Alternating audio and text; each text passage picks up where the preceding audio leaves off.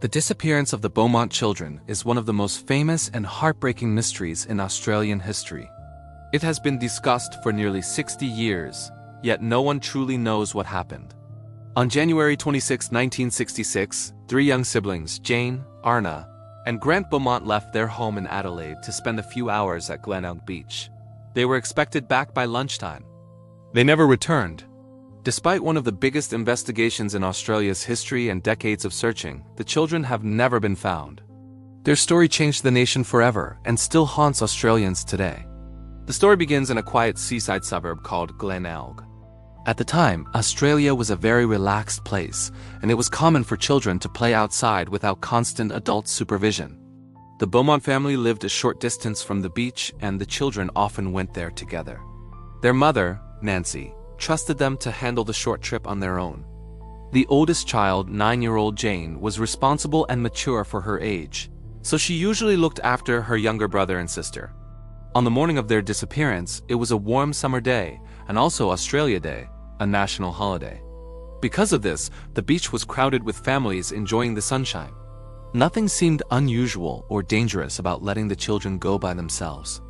The siblings left home around 10 a.m. They caught a bus to Glenelg Beach, something they had done many times before. They were wearing their swimsuits under their clothes and had a little bit of money with them. Their mother expected them home by noon for lunch. When noon came and went, she was not immediately worried. It was a popular beach, and the children often stayed a little longer if they were having fun. But by 2 p.m., she became concerned. She went to the bus stop to see if they were returning. When the bus arrived without the children, she felt something was wrong. A mother's instinct told her that this was not just a small delay. She went to the beach to search for them herself. When she could not find them anywhere on the beach, the police were called. What followed became one of the biggest searches in Australian history. At first, police thought the children might simply be lost in the crowd, playing somewhere nearby or possibly staying with friends. But as the hours passed and no one found any sign of them, fear began to grow. The search spread throughout the town and surrounding areas. Volunteers joined police and rescue teams. People looked in parks, houses, buildings, sand dunes, and even stormwater drains. Helicopters flew overhead. Boats searched the ocean. Nothing was found. Witnesses came forward with information. Several beachgoers remembered seeing the Beaumont children that morning. More importantly, some people reported that the children had been seen with a tall, thin, blonde man who was possibly in his 30s. They said the children seemed comfortable with him and did not appear scared. According to one witness, the man played with the children in the shallow water. Another person claimed the children later walked away from the beach with him. This information shocked the investigators and the public. The Beaumont children were known to be shy around strangers, so their mother could not understand why they might have trusted an unknown man. Some people suggested that perhaps the children had met him on earlier visits to the beach, which might explain why they seemed familiar with him. Later that day, the children were also seen at a local bakery.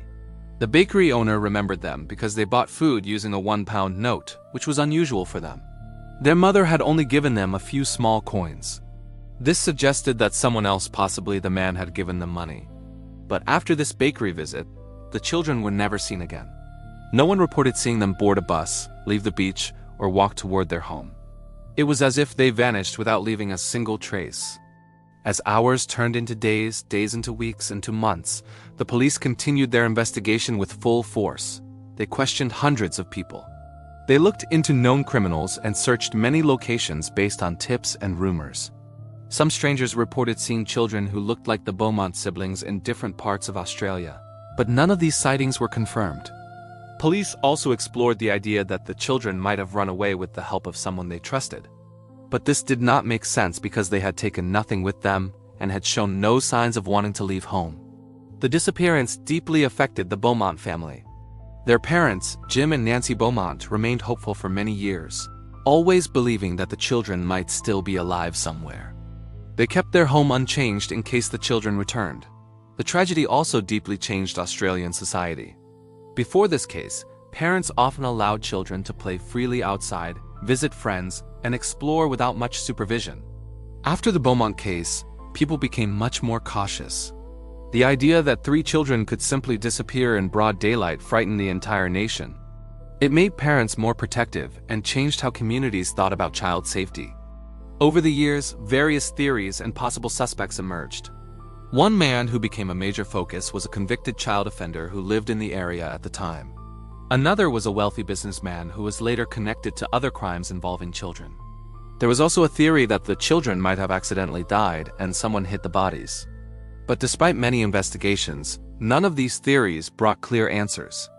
Several searches were carried out at places suspected of being connected to the case, including factories, old homes, and even a former owner's property.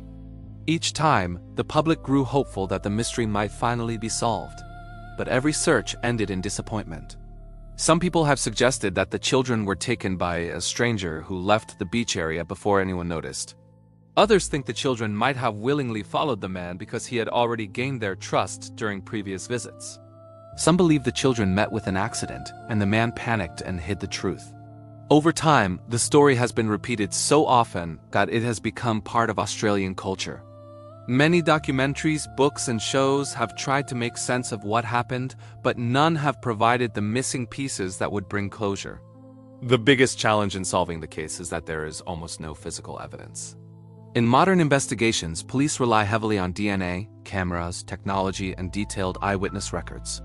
But in 1966, there were no security cameras, and forensic science was far less advanced. Much of the early investigation relied on witness memories, which can often be inaccurate or incomplete. This makes it extremely difficult to piece together the final movements of the children. Another problem is that the man seen with the children was never identified. Without knowing who he was, police had nothing solid to work with. The impact of the Beaumont case remains strong today. Many Australians who were children at the time remember the fear and sadness it caused. Some say it marked the end of a more innocent era in the country's history. After the Beaumont disappearance, several other high-profile child abductions occurred in Australia, increasing public anxiety and making the need for better child protection even clearer. Some people believe that these later crimes might be connected to the Beaumont case, though no link has ever been proven. Even decades later, police continue to receive tips. Every few years, a new theory arises and newspapers write articles about a possible breakthrough. Sometimes new witnesses come forward saying they remembered something from that day. Unfortunately, none of these leads have solved the mystery. Modern police have reviewed the case many times, hoping that new technology might detect something that was missed in the 1960s, but so far, the case remains officially unsolved. Throughout all these years, the parents of the children never gave up hope, though they suffered greatly. Jim Beaumont passed away in 2017, and Nancy Beaumont passed in 2019. Neither of them ever learned the truth about what happened to their children.